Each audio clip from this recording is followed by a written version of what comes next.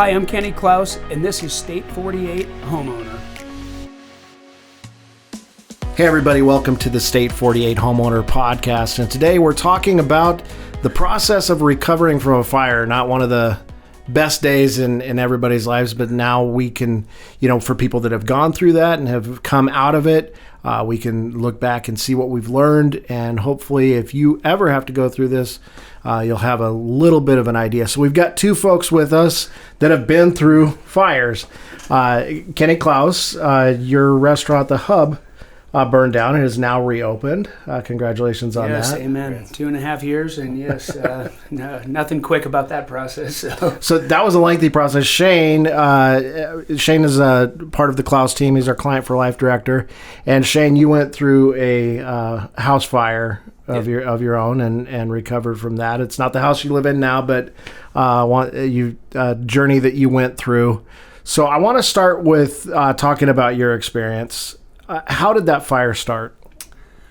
So I was fairly newly married, had a 3-week-old baby and a 6-year-old son, and had just picked them up, got home, was on the phone with my wife who was at work, letting her know I had the kids home, everything's good, and had a knock on my door. It was a neighbor. Could kind of see the panic on his face, and he said, "Your neighbor's house is on fire. You need to get out." And so I stepped out real quick, saw the fire, ran back in, grabbed the kids, and everything was set in motion from there. But to answer your question, did you just grab people or did you grab stuff? No. To answer your question real quick, the neighbor's child, one of their children, was unfortunately learned a tough lesson, was playing with fire. Oh, wow. And ignited their property. I don't know whether you call it going into shock or what you call it. You just react. And, I just grabbed my son, who was still in the car seat carrier, my infant son, grabbed my other son, went straight across the street to a neighbor I really didn't know that well. Great way to meet the neighbors. Yeah, and I said, "My house is on fire. Can you please watch my kids?" And looking back on that in hindsight, I can't believe I did that, but I did that.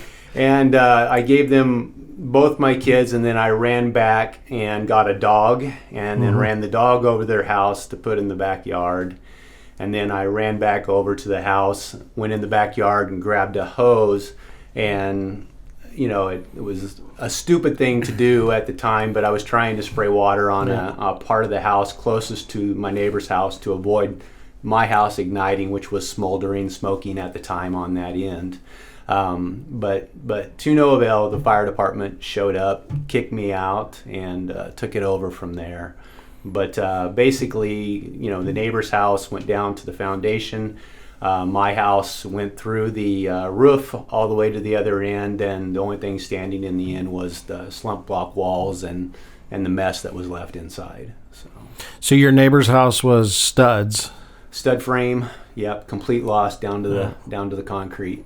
And then so yours was slump block, so you lost your roof and interior walls? Yeah, they basically, once you go through the insurance process, basically you have a trash out, a demo crew come out, they park dumpsters in your driveway, and they basically strip it down to slump block concrete. They strip up the tile, everything. So what were the first steps like? So the fire department, they're finishing up, about to leave. What does that look like for you? I was just a crazy experience to watch and be helpless and not be able to do anything. But they checked on us, checked on my wife. Finally showed up. It was actually took a little bit to get her through the neighborhood barricade. They have the neighborhood barricaded, so it seemed like it took an eternity for her to show up. But it was, who knows? It was probably 15-20 minutes. But she could see the smoke and was panicking on the way. But they just talked to us after and made sure we had car seats for the kids, made sure we have everything we need. One of the firefighters actually had a rental property in the neighborhood next to ours, which we ended up renting the property from him while we were rebuilding. So it was quite helpful, but quite the experience. So. And then so you not only have to rebuild the house, but also resupply it with new furniture, new clothes, new replacing memories. Yeah, I mean, you have to kind of figure out a list for your insurer. You have things that you don't even realize you lost yet, stuff that was in boxes in the garage, in the attic, stuff that you've kind of put aside and forgot about. Mm-hmm. And then you've got personal mementos, and then you got your furnishings and everything else. But, even if things aren't burnt, the damage from the water, the smoke, insulation, your house is literally just destroyed one way or the other. So everything's a complete loss. You pretty much, get furnishings, dishware, everything. So yeah. And then how long did it take to recover? So I had a friend who's a custom home builder. So he's licensed. So hired him to basically contract the job. Worked with my insurance company. You get insurance payments as you go along after certain stages.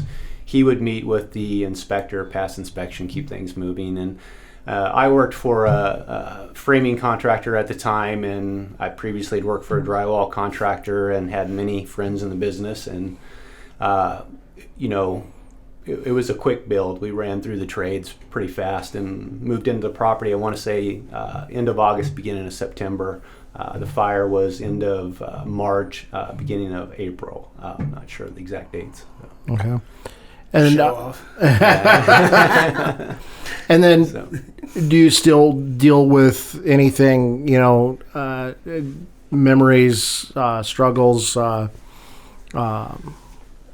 I think the initial effect of it is we had wedding photos, new baby stuff. Mm-hmm. We were starting a kind of important part of our life, so it was not ideal or something you ever hoped to go through. But I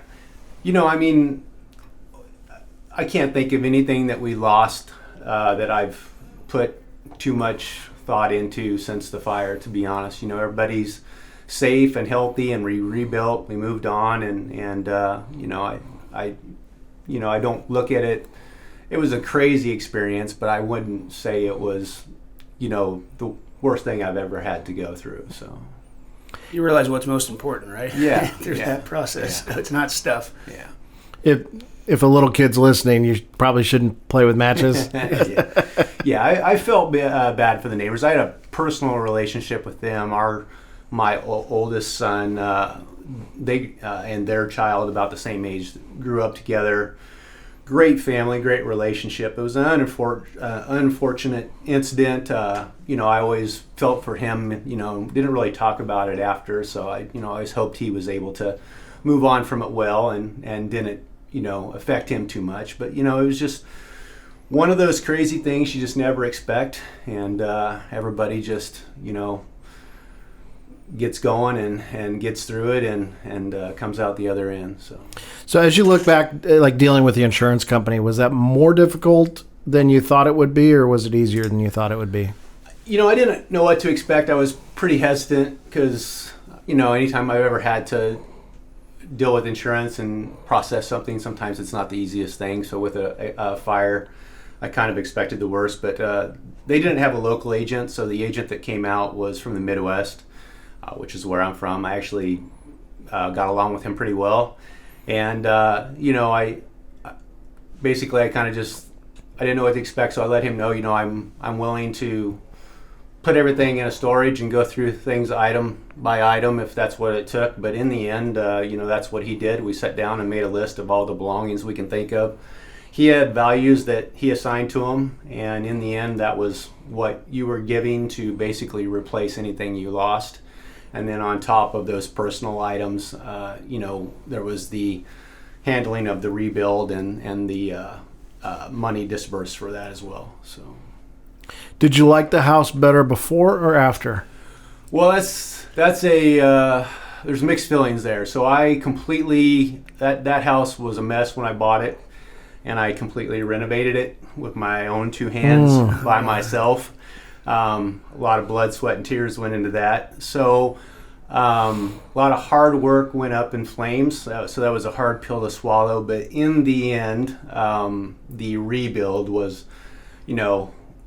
a better version of what I did before. And you just got to coach it. You didn't have to do it. So you let the professionals handle it the second time? Well, I jumped in where I could, with, of course, with licensed contractors, but I'm not a stand on the side type of guy. So the framing crew that was no, in you're there, not. The framing crew that was in there was a framing crew from the company I worked with. So I was right there with those guys, and anything that I could be involved in, I was involved in. But yeah, definitely the trades went through, did the work, and built an awesome property. So. This video is brought to you by Klaus Team Real Estate Solutions. The Klaus Team is different. With the Klaus Team, you have someone on your side. Where you live and make memories is important. We have more unique strategies than anyone else to help you accomplish what matters most to you.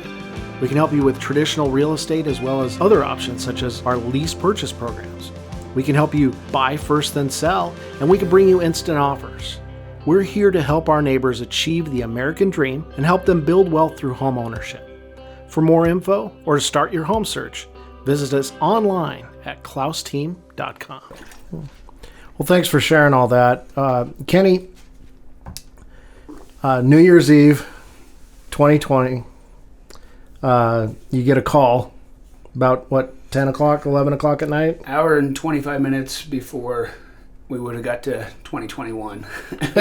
Which 2020 was a crazy year. And so crazy year for the restaurant because, period, in general, the world, right? I mean, COVID and all that but stuff. especially with restaurants and, having to change, and then you get a call from... I get a call from my partner just saying, hey, I got a call. There's a little fire at the hub. I'll go by in a little while and check it out. And so I jumped on the cameras. We were at a little New Year's Eve party. Just kind of got in there and started looking at the cameras, and I could actually see the firefighters inside the place with their flashlights, and I could see that they couldn't see anymore. Like, the smoke was so big. And then as you panned out to the next camera, you could see part of the parking lot through the glass, and it was just lights everywhere, like fire trucks. And I remember a conversation I had with you over text that night, because I had gotten some friends from the police department had reached out and said, hey, did you know the hub's on fire? I reached out to you. Are you okay? And your response was, I'm watching my restaurant burn down through the cameras. Yeah, through the fire truck. And that was tough. Yeah, I mean, these were, we had really smoked wings after this deal. Matter of fact, not just wings, everything was smoked. So, no, it was interesting. I got there and, kind of stood there with everybody, and you're just almost in tears looking at, it's not even your house. So I can't imagine, the house and personal belongings, and you mentioned wedding albums and that. But just seeing, a decade of hard work and changes and building and taking a corner that had struggled over the years and turn it into something that was positive for the neighborhood. And it's just you just don't expect that kind of stuff, obviously, to your point. And so to stand there and see it, and then I called a firefighter I knew to see if he was on site, and he's like, no, I'm actually at home, doing fireworks with the kids. And I was like, well, the hub's on fire. And he's like, well, where are you at? I said, I'm standing out there. He's like, well, go tell him, you're one of the owners. And so I did, and that was probably 11:30 or so, and never saw my wife again that night. They took me right to the command center, and I was there till about 4:30 in the morning, and learned a lot through that process to see it through their eyes and what they go through from a safety standpoint for themselves. But they shoot these big, cameras that they can get the view from the roof, and it was just wild to see because you could see the fire coming up through the roof, and some of the guys were inside and trying to fight the fire, and then all of a sudden, okay, get out. We need everybody out, because you could actually physically, you could see the AC units and the roof collapsing and stuff falling, coming into the building. These are obviously huge commercial units. And so to kind of see what they go through and just the risk, that they put themselves in to go into this burning building, not really knowing what is happening at that moment. But you talk about just communication with the, Mesa PD, I think part of Gilbert was there too, was impressive. I mean, it just shows you the command center to different teams on the ground, because you had guys on the roof, you had guys they sent 11 fire trucks there. I mean, it was a big deal. Of course, they all shared so many stories about the hub and how they were regulars and that they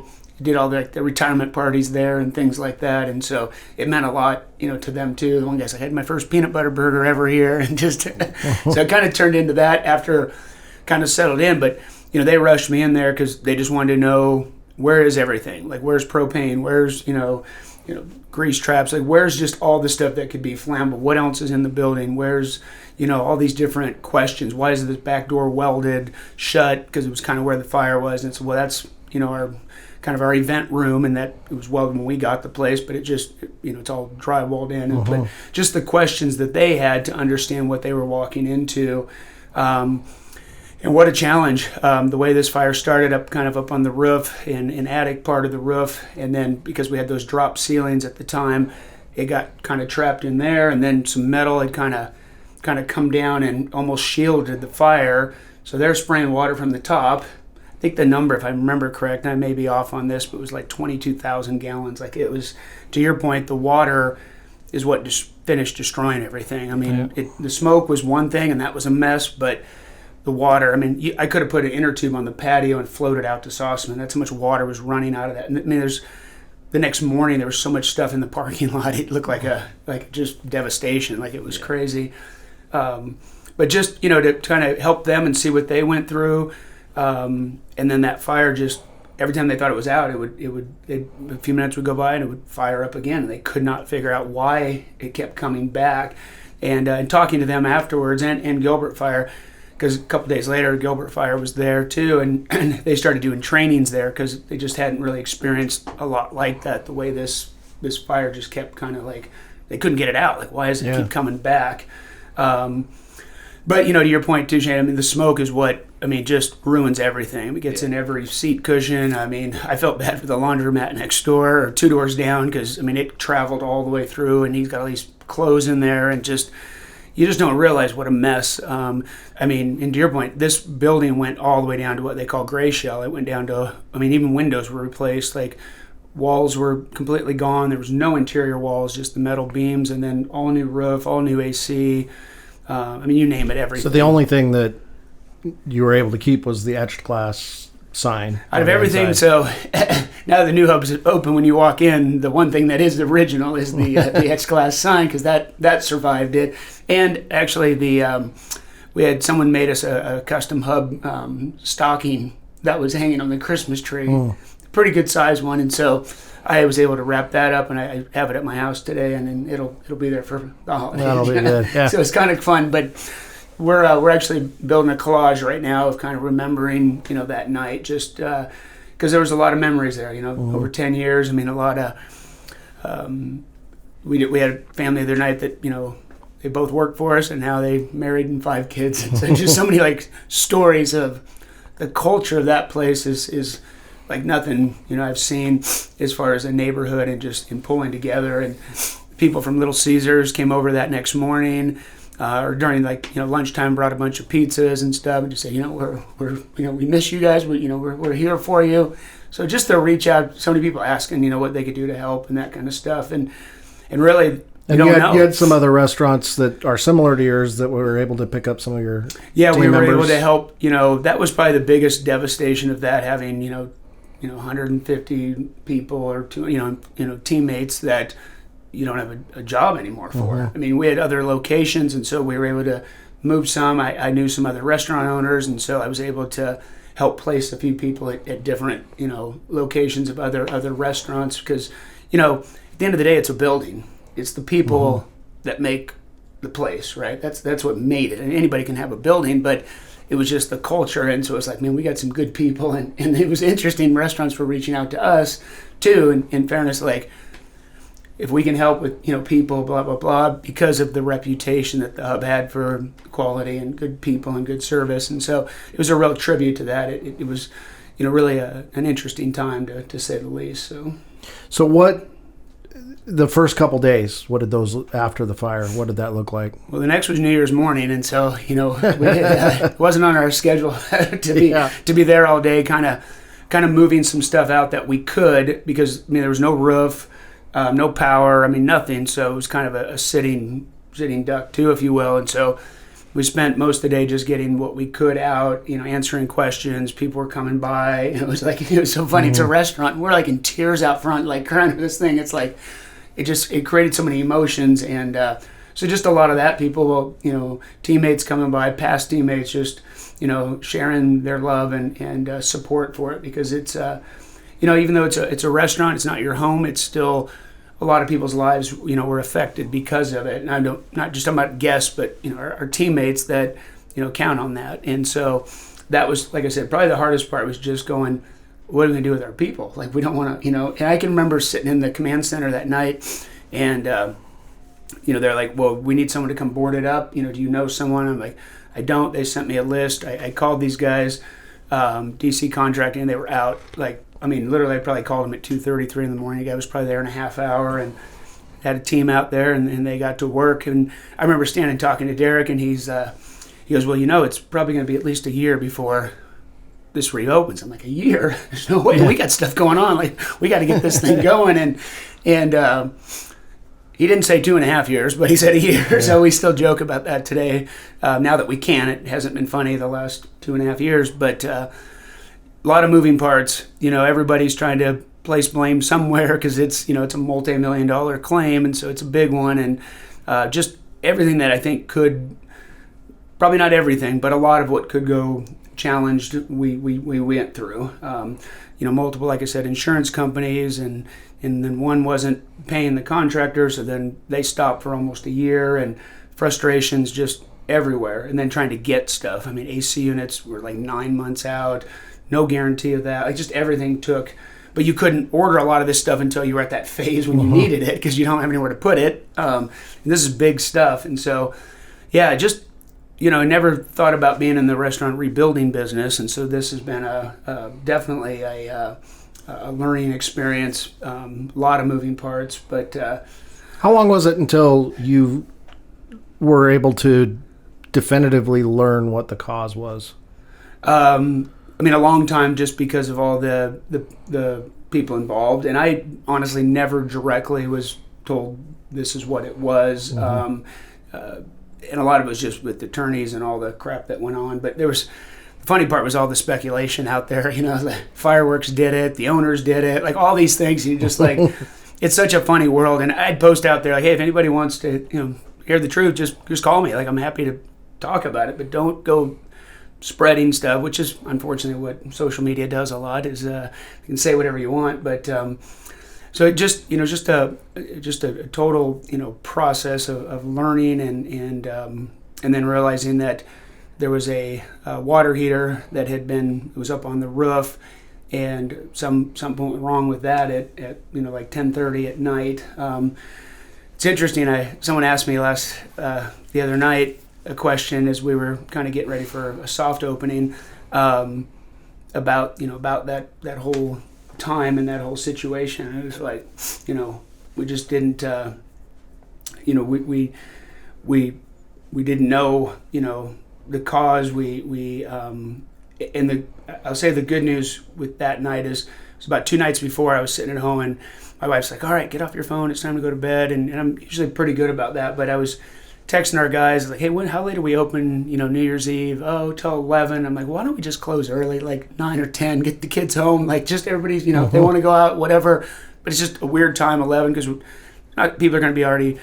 So we agreed. They decided to close at 10. And so the time of the fire, we had 3 people in the building, not a building full of people. And that was a huge blessing. And, sometimes you go, okay, thank you upstairs, like for, guiding me to kind of push that decision, if you will, to say let's just get everybody home. We're not a late night place, and so the guy who saw it is still working there, so we were able to hang on with him, but he just saw some smoke and kind of looked up and was like, we got a fire, and called one of the managers, and then it's like, get out. And so that was a blessing that we didn't have a restaurant full of people and kind of the panic. Not only that, but to kind of be able to see that the flame versus letting it burn to the ground before anybody knew about it as well. Yeah. No, it was. Yeah, it was wild. It wasn't, like I said, nothing you ever dream of or plan on. And Shane, to your point earlier about losing stuff, I had a client go through a house fire. Also, one of my mentors, he lost a house, and it was just the family photo albums and all the personal stuff that, and back then, digital wasn't what it is today. There was no cloud to have all your pictures on. You're just gone.